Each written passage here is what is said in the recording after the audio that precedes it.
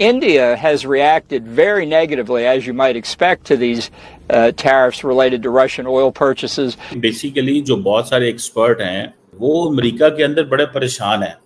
But what scares me is that every investor I speak to, even some who support this president, has given me the same message. If the bond market continues to drop and drop and drop, you know where it goes? It bankrupts the country. India is now saying, look, Washington, enough is enough. Our economic policy will not be dictated from Washington, said India. India और America के ताल्लुकात में ये जितने लोग थे जिन्होंने माजी में बड़ा काम किया, John Bolton and many others, they even believe कि we need to bring back, हमें इंडिया को वापस लेके आने की जरूरत है. And the markets continue to sink, both the bond and stock market. Putin India भी जा रहे हैं और वहां पर जो है उनकी बड़ी मुलाकातें होंगी. It could push India back closer to Russia and ironically closer to China, perhaps negotiating together against the US. अब तो पीएम नरेंद्र मोदी के चीन की दौरे की जब खबर सामने आई तो चीन से आई उत्साहित प्रतिक्रिया ने सबको हैरान कर दिया है. We have lost an enormous amount of credibility and trust. America सोच रहा था कि ब्रिक्स को तोड़ देगा, लेकिन नतीजा इसका बिल्कुल उल्टा हो गया. And what I feel most tonight is scared. Scared that what we are facing is a crisis of confidence. Confidence in us, the United States of America. जय हिंद दोस्तों, फनतंत्र में आपका स्वागत है. जब से ट्रंप ने भारत पर 25% टैरिफ लगाने का ऐलान किया है, तब से पूरी दुनिया में टैरिफ वार छिड़ चुका है. भारत पर टैरिफ लगाने के बाद इसका असर अमेरिका पर भी दिखना शुरू हो चुका है. लोग महंगाई को लेकर ट्रंप के खिलाफ जमकर प्रदर्शन कर रहे हैं और ट्रंप को हटाने का नारा लगा रहे हैं. टैरिफ के बाद भारत को चीन के करीब होता देख ट्रंप भी परेशान नजर आ रहे हैं. ट्रंप ने यह टैरिफ लगाने का मेन मकसद था भारत का रूस और चीन से दूरियां बनाना, लेकिन यह उल्टा पड़ गया है. भारत ने भी इस टैरिफ पर स्टैंड लेते हुए नेशन फर्स्ट की पॉलिसी के सिद्धांत को पालन करता दिख रहा है. पीएम मोदी बयान देते हुए साफ कह चुके हैं कि हमारे लिए हमारा राष्ट्र पहले है. हम किसी भी ट्रेड डील को लेकर किसी भी तरह का कॉम्प्रोमाइज़ नहीं करेंगे. हम अपना डिसीजन खुद लेंगे. इसके बाद पीएम मोदी ने चीन जाने का घोषणा भी कर दिया है. तो चलिए देखते हैं कि ट्रंप का टैरिफ लगाने के बाद अमेरिका में महंगाई को लेकर पाक मीडिया का क्या है रिएक्शन. अमेरिका सोच रहा था कि ब्रिक्स को तोड़ देगा, लेकिन नतीजा इसका बिल्कुल उल्टा हो गया. इस दबाव के चलते ये जो पांचों देश हैं ये और ज्यादा एकजुट हो गए हैं. ट्रंप एडमिनिस्ट्रेशन के नए टैरिफ हैमर ने ब्राजील, इंडिया, साउथ अफ्रीका और चाइना पर 30 से 50% तक ड्यूटीज को लगाया है और रशिया पे सेकेंडरी सैंक्शन के जरिए और भी रशिया को स्क्वीज किया है. लेकिन इस बार ब्रिक्स कंट्रीज अपनी सोलो फाइट नहीं लड़ रहे. ब्राजील ओपनली कह रहा है कि जॉइंट ब्रिक्स रिस्पांस चाहिए, not individual deals with USA.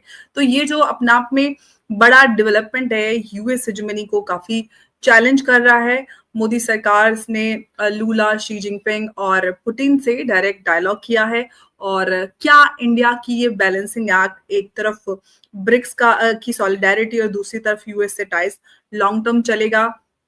किस तरह से इसके नतीजे नजर आएंगे? क्या ब्रिक्स अब अमेरिका को जो अमेरिका का ग्लोबल ट्रेड का डंडा है उसके खिलाफ एक नया इकोनॉमिक जो है एक अपना एक वो खड़ा कर लेगा? और जो नई एक हम मल्टीपोलर वर्ल्ड ऑर्डर की बात कर रहे हैं, कई सारी चीजें हैं जो हम आज पूछेंगे. वो सवाल हमारे जिनके जवाब हम उमेश जी से लेंगे. उमेश जी, बहुत बहुत स्वागत है आपका. जय हिंद, नमस्कार. जय सिया राम अम्बर जी. जय सिया राम उमेश जी. उमेश जी, अमेरिका ने ब्रिक्स जो कंट्रीज हैं इनको आइसोलेट करने के लिए टैरिफ्स लगाए, लेकिन अब ये उल्टा ही पड़ता नजर आ रहा है. ब्रिक्स कंट्रीज एक साथ जुड़कर ये जो अमेरिका का टैरिफ वॉर है इसको एकजुट होकर जवाब देने की जुगत में है. आगे ये सारी चीजें आ रही हैं. ये जो ब्रिक्स की एकजुटता है और मजबूती के साथ आगे बढ़ रहे हैं, क्या यूएस हेजेमनी को चैलेंज कर पाएंगे? देखिए, यूएस हेजेमनी का ऐसी बात है कि यूएस खुद ही अपने पांव पे कुल्हाड़ी मार रहा है.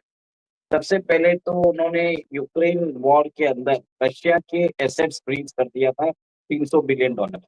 फिर वो स्विफ्ट का सैंक्शंस लगा दिया था. फिर लोगों को उनको बैंकिंग नेटवर्क से उनको बाहर कर दिया.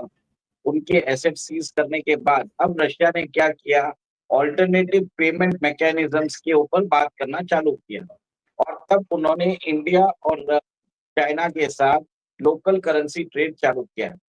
आज ऐसी बात है कि रशिया कंप्लीटली डी-डॉलराइज हो चुका है और उसकी ग्रोथ हो रही है 2% पे, जबकि अमेरिका के अंदर बातचीत हो रही है कि शायद वो इस बार रिसेशन में जा सकता है। अब देखने वाली बात है कि भारत और चीन रशिया से दोनों तेल ले रहे थे, तो व्लादिमीर पुतिन और नरेंद्र मोदी के जो रिश्ते हैं, कहीं ना कहीं वो ऐसे देख के डोनाल्ड ट्रंप को एक तरह से कॉम्प्लेक्शन हो गया। उन्होंने मोदी जी को बोलना चालू किया, आप उनको समझाइए कि वो यूक्रेन वॉर बंद कर दे, फिर आप तेल लेना बंद कर दीजिए। मतलब बहुत सारे फ्लिम्सी ग्राउंड्स पे कुछ ना कुछ बात पे वो झगड़ा करना चाहते थे, तो उनको मालूम है ये सब चीजें होने वाली नहीं है। तब उन्होंने भारत पे सैंक्शंस लगाना चालू किया, 50% लगा दिया। भारत को बोला कि आप अपना एग्रीकल्चर प्रोडक्ट्स मार्केट हमको अलाउ करिए, हमारा जेनेटिकली मॉडिफाइड क्रॉप्स लीजिए। मतलब एक ये अमेरिका के सबसे स्टॉन्च एडमिनिस्ट्रेशन, सबको मालूम है कि भारत अलाउ नहीं करेगा, तो कहीं ना कहीं वो भारत से कोई ना कोई मैटर पे वो झगड़ा करना चाहते थे और सैंक्शन लगाना चाहते थे, क्योंकि वो चाइना पे सैंक्शन नहीं लगा सकते, क्योंकि चाइना के पास रेयर अर्थ मटेरियल्स है और रेयर अर्थ मटेरियल्स अगर चाइना ने देना बंद कर दिया तो यूएस इकोनॉमी खत्म हो जाएगी, कोलैप्स हो जाएगी। इसके लिए उनको 90 डे वेवर दिया। इसके लिए उन्होंने सेकंड जो मोस्ट फेवरेट कंट्री है रशिया की, इंडिया के साथ उन्होंने ये शुल्क चालू कर दिया। इंडिया के ऊपर उन्होंने 50% टैरिफ लगाया, फिर ब्राजील के ऊपर 50% टैरिफ लगाया।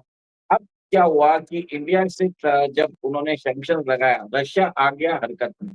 रशिया ने अमेरिका को धमकी दे दी है कि अगर इंडिया ने हमसे क्रूड ऑयल नहीं लेता है तो मैं जो कैस्पियन सी में जाने वाली जो पाइपलाइन है मैं उसको बंद कर दूंगा, पूरे यूरोप के अंदर मैं ऑर्शनिक डिप्लॉय कर दूंगा और मैं अपनी न्यूक्लियर सबमरीन अमेरिकन